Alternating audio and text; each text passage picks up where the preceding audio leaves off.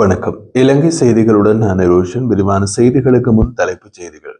யாழ்ப்பாணம் சர்வதேச விமான நிலையத்தில் நடைபெறவிருக்கும் அபிவிருத்தி திட்டங்களை ஆய்வு செய்ய துறைமுகங்கள் மற்றும் சிவில் விமான போக்குவரத்து அமைச்சர் யாழ்ப்பாணம் விஜயம். தையிட்டி விகாரை தொடர்புடையதாக வலுக்கட்டாயமாக கைப்பற்றப்பட்ட காணிகளில் இருந்து ஒரு அங்குலம் கூட காணி உரிமையாளர்களுக்கு மீள வழங்க முடியாது என்று விகாராதிபதி தெரிவித்ததாக தகவல். நாட்டில் நிலவும் எரிவாயு தட்டுப்பாட்டை சமாளிக்க எரிவாயு விநியோகத்தை உடனடியாக அதிகரிக்க தீர்மானிக்கப்பட்டுள்ளதாக வர்த்தக அமைச்சர் தெரிவிப்பு. உயிர் பாதுகாப்பு குறித்து அச்சம் இருப்பதாக கருதும் சட்டத்தரணிகள் பொது பாதுகாப்பு அமைச்சினூடாக பாதுகாப்பு நடவடிக்கைகளை கூற முடியும் என்று நீதியமைச்சர் அறிவிப்பு. தொடர்வது விரிவான செய்திகள். யாழ்ப்பாணம் சர்வதேச விமான நிலையத்தில் நடைபெறவிருக்கும் அபிவிருத்தி திட்டங்களை ஆய்வு செய்ய துறைமுகங்கள் மற்றும் சிவில் விமான போக்குவரத்து அமைச்சர் அருண கருணாதிலக்க தலைமையிலான குழுவினர் வியாழக்கிழமை மாலை யாழ்ப்பாணம் விஜயம் செய்தனர். இந்த குழுவில் பிரதியமைச்சர் ஜனிதா ருவான் கொடித்துவக்கு மற்றும் வடக்கு மாகாண ஆளுநர் நாகலிங்க வேதநாயகன் மற்றும் அமைச்சின் பிற அதிகாரிகளும் பங்கேற்றார்கள். அவர்கள் முதலில் ஆளுநர் செயலகத்தில் கூட்டம் ஒன்றை நடத்தி பலாலி விமான நிலையத்தின் முன்னேற்றம் மற்றும் விமானத்துறையில் வடக்கில் உள்ள பணியாளர்களை அதிக அளவில் நியமித்தல், விழிப்புணர்வு ஏற்படுத்தல் போன்ற நடவடிக்கைகள் குறித்து ஆலோசனை நடத்தியிருந்தனர். அதன் பிறகு குழு பலாலி விமான நிலையத்தை நேர்வை பார்வையிட்டு அங்கு பரப்பளவு மற்றும் வசதிகள் போதாமை, தேவையான அபிவிருத்திகள், பாதுகாப்பு மற்றும் பயணிகள் வசதிகளை மேம்படுத்தல் போன்ற விஷயங்களை ஆய்வு செய்தனர். வடக்கு மாகாண ஆளுநர் தெரிவிக்கையில், பலாலி விமான நிலையத்தின் அடிப்படை வசதிகள் குறைவாக உள்ளதால் அவற்றை மேம்படுத்த 2 கட்ட அபிவிருத்தி திட்டங்கள் முன்வைக்கப்பட்டுள்ளன. இதில் ஒன்று ஏற்கனவே செயல்படுத்தப்பட்டுள்ளது. மற்றைய கட்ட அபிவிருத்தி எதிர்வரும் ஜூன் மாதம் ஆரம்பமாகி பலாலி விமான நிலையம் முழுமையாக வசதிகளுள்ள சர்வதேச விமான நிலையமாக மாறும் என்று குறிப்பிட்டிருந்தார். சட்டவிரோதமாக அமைக்கப்பட்டதாக கூறப்படும் தையிட்டி விகாரை தொடர்புடையதாக வலுக்கட்டாயமாக கைப்பற்றப்பட்ட காணிகளில் இருந்து ஒரு அங்குலம் கூட உரிய காணி உரிமையாளர்களுக்கு மீள வழங்க முடியாது என்று விகாராதிபதி ஜின்தோட்ட நந்தாராம தேரர் உறுதியாக தெரிவித்ததாக தகவல்கள் வெளியாகியுள்ளன. பௌத்த சாசன அமைச்சின் பிரதிநிதிகள், தையிட்டி விகாராதிபதி மற்றும் பல அரசு அதிகாரிகள் கலந்து கொண்ட கலந்துரையாடல் ஒன்று புதன்கிழமை கொழும்பில் நடைபெற்றிருந்தது. அந்த சந்திப்பின் போது விகாரைக்காக ஒதுக்கப்பட்டதாக அறிக்கையிடப்பட்ட நிலப்பரப்பில் இருந்து சிறு பகுதியாவது விடுவிக்க இயலாது என்று விகாராதிபதி தெளிவாக கூறியதாக தெரிய வருகிறது. இதன் விளைவாக நீண்ட நேரம் இழுபறையாக நீடித்த அந்த கூட்டம் எவ்வித தீர்மானமும் எடுக்காமல் நிறைவடைந்ததாகவும் அடுத்த கட்ட கலந்துரையாடல் விரைவில் நடைபெறவுள்ளதாகவும் கூறப்படுகின்றது. தையிட்டி விகாரை தொடர்பாக மொத்தம் 19 பேரின் காணிகள் சட்டவிரோதமாக கையகப்படுத்தப்பட்டுள்ளதாக காணி உரிமையாளர்கள் தெரிவிக்கின்றனர். தங்களது காணி உரிமை சான்றுகளை இந்த பிரச்சனைகளை தீர்க்க முன்வருவதாக கூறும் அனைத்து தரப்பினரிடமும் அவர்கள் சமர்ப்பித்து வருவதாகவும் கூறியுள்ளனர். அரசாங்கத்தால் இந்த விவகாரத்தை தீர்ப்பதற்காக அமைக்கப்பட்ட குழுவிற்கும் தாங்கள் காணி ஆவணங்களை வழங்கியுள்ளதாகவும் அவர்கள் தெரிவித்திருந்தனர். எனினும் இதுவரை பல கட்டங்களாக கலந்துரையாடல்கள் இடம்பெற்ற போதிலும் அந்த பேச்சுவார்த்தையில் தங்களை இணைத்துக் கொள்ளவில்லை என்று காணி உரிமையாளர்கள் குற்றம் சாட்டுகின்றனர். விகாராதிபதியை மட்டும் அழைத்து ஆலோசனைகள் நடத்தப்படுகிறது என்றும் இது ஒருதலைபட்சமான அணுகுமுறையை தென்படுகிறது என்றும் அவர்கள் தெரிவித்தனர். யாழ்ப்பாணத்தில் அமைந்துள்ள தையிட்டி விகாரை தொடர்பான பிரச்சனையை தீர்ப்பதாக கூறி கொழும்பில் ஆலோசனைகள் நடத்தப்படுகிறது. ஆனால் அந்த கலந்துரையாடல்களில் என்ன விவாதிக்கப்பட்டது என்பது குறித்து காணி உரிமையாளர்களுக்கும் பொதுமக்களுக்கும் ஊடகங்களுக்கும் எந்தவிதமான தகவல்களும் வெளிப்படுத்தப்படவில்லை என்று அவர்கள் கூறுகின்றனர். யாழ்ப்பாண மாவட்ட செயலாளர், தெல்லிப்பளை பிரதேச செயலாளர் மற்றும் தையிட்டி விகாராதிபதி ஆகியோர் கொழும்புக்கு அழைக்கப்பட்டு பேச்சுவார்த்தையில் ஈடுபடுத்தப்படுகின்றனர்.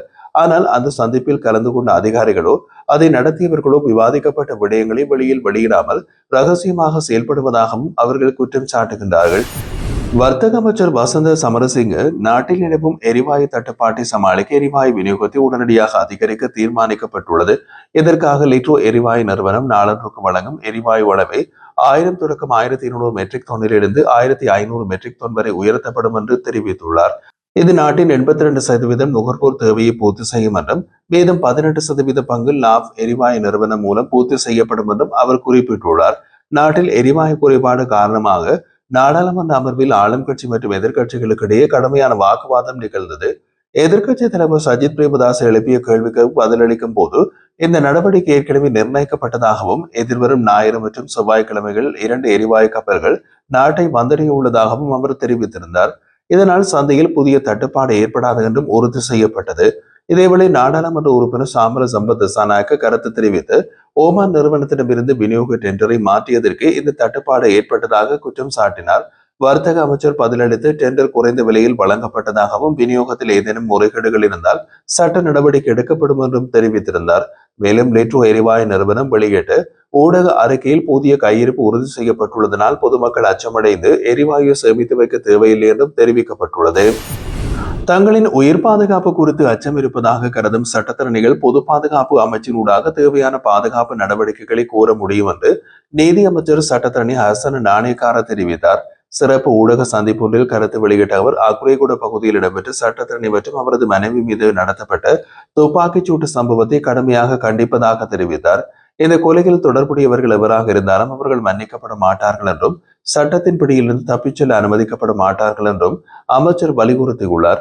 அதே நேரத்தில் இந்த சம்பவத்தால் நாட்டில் உள்ள பிற சட்டத்திறனிகள் மீது நேரடி அச்சுறுத்தல் நிலவுகிறது என்ற கருத்து தவறானது என்பதையும் அவர் சுட்டிக்காட்டினார். இந்த சம்பவத்தை அடிப்படையாக கொண்டு எதிர்க்கட்சிகள் உள்ளிட்ட சில தரப்புகள் தேவையற்ற குழப்பத்தை உருவாக்க முயற்சிக்கிறது என்றும் அமைச்சர் மேலும் தெரிவித்திருந்தார்.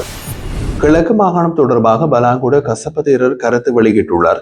இணையதள செவியொன்றில் பேசிய அவர் கொழும்பு உள்ளிட்ட பகுதிகள் ஜனாதிபதி அனுரவின் நிர்வாக கட்டுப்பாட்டில் இருந்தாலும் கிழக்கு மாகாணம் புலம்பெயர் தமிழர்களின் செல்வாக்குகள் இயங்குகிறது என்றும் அங்குள்ள சில அரசு நிறுவனங்கள் வெளிநாட்டில் உள்ள தமிழர்களின் நிதி ஆதரவால் பாதிக்கப்படுகின்றன என்றும் அவர் தெரிவித்தார். திருகோணமலையை புத்தர் சிலை சம்பவத்திற்கு பிறகு கிழக்கு மாகாண பௌத்த பிக்கு முன்னணி உருவாக்கப்பட்டதாகவும் அதில் தாம் தலைவராக செயல்படுவதாகவும் அவர் கூறியுள்ளார். கடந்த காலங்களில் கிழக்கில் சிங்கள மக்களை அப்புறப்படுத்த முயற்சிகள் நடந்ததாகவும் பிரச்சனைகள் ஏற்பட்டால் அந்த பகுதி பிக்குகள் தம்மை அணுகுவதாகவும் அவர் தெரிவித்தார். சில விகாரங்களுக்கு போதிய அளவு வருமானம் இல்லாத சூழலில் ஜூஸ் பார் அமைக்கப்பட்டதாகவும் ஆனால் அருகிலுள்ள திருக்கோணேஸ்வரர் ஆலயத்திற்கு செல்லும் பாதையில் பல வர்த்தக நிலையங்கள் இயங்குகிறது என்றும் அப்படி இருக்க விகாரைக்கு மட்டும் தடைகள் விதிப்பது ஏன் என்றும் அவர் கேள்வி எழுப்பினார். மேலும் நாமல் ராஜபக்ச தம்முடன் தொடர்பு கொண்டதில்லை என்றும் அவருக்காக தாம் அரசியல் செய்ய வேண்டிய அவசியம் இல்லை என்றும் கூறினார். இந்த விவகாரத்தில் பல குற்றச்சாட்டுகள் ஆதாரமற்றவை என்றும் தாம் தனிப்பட்ட முறையிலே இதில் ஈடுபடவில்லை என்றும் குறிப்பிட்டிருந்தார். மேலும் குறித்த இடத்தை விடுவிக்கும்படி மூன்றாம் தரப்பின் மூலம் கோரிக்கை விடுக்கப்பட்டதாகவும் மாற்றுக்காணி வழங்கப்படும் என்று கூறப்பட்ட போதிலும் அதற்கு தாம் எதிர்ப்பு தெரிவித்ததாகவும் அவர் தெரிவித்திருந்தார். ஜனாதிபதி அனுரகுமார திசாநாயக்க தலைமையிலான அரசாங்கம் தமது அரசியல் ஆதாயத்திற்காக இனம் மற்றும் மத உணர்வுகளை தூண்டும் வகையிலே செயல்படுகிறது என்று ஐக்கிய மக்கள் சக்தியின் பொதுச் செயலாளர் ரஞ்சித் மதும பண்டார குற்றம் சாட்டினார். கொழும்பில் நடைபெற்ற ஊடக சந்திப்பில் கருத்து வெளியிட்ட அவர் அதிஉயர் பாதுகாப்பு வலயத்திற்குள் சட்டத்திரணி தம்பதியரை குறிவைத்து நடத்தப்பட்ட துப்பாக்கி சூட்டு சம்பவம் நாட்டில் சட்டத்தின் ஆட்சி நிலவுகிறதா என்ற கேள்வியினை எழுப்புகிறது. மேலும் சம்பவம் இடம்பெற்ற பகுதி அதிஉயர் பாதுகாப்பு வலயம் அல்ல என்றும் அது தனிப்பட்ட விவகாரம் என்றும் பொதுமக்கள் பாதுகாப்பு அமைச்சர் தெரிவித்திருப்பது பொறுப்பற்றதும் நகைப்புக்குரியதும் ஆகும் என்று விமர்சித்துள்ளார். இத்தகைய கருத்துக்கள் திட்டமிட்டு குற்றங்களில் ஈடுபடுவோருக்கு அரசாங்கம் மறைமுக ஆதரவு அளிப்பதாக பார்க்கப்படலாம் என்றும் அவர் சுட்டிக்காட்டியிருந்தார். பகல் நேரத்தில் மக்கள் நெரிசலான இடங்களில் நடைபெறும் கொலை சம்பவங்கள் சாதாரண நிகழ்வுகளாக காட்டி நியாயப்படுத்த முயற்சி மேற்கொள்ளப்படுகிறதா என்ற சந்தேகத்தையும் அவர் எழுப்பியிருந்தார். நாட்டின் பாதுகாப்பு நிலைமை குறித்து கவலை தெரிவித்த அவர் இந்த ஆண்டின் ஆரம்ப நாட்களிலேயே சுமார் 9 பேர் சுட்டுக் கொல்லப்பட்டுள்ளதாகவும் குறிப்பிட்டிருந்தார்.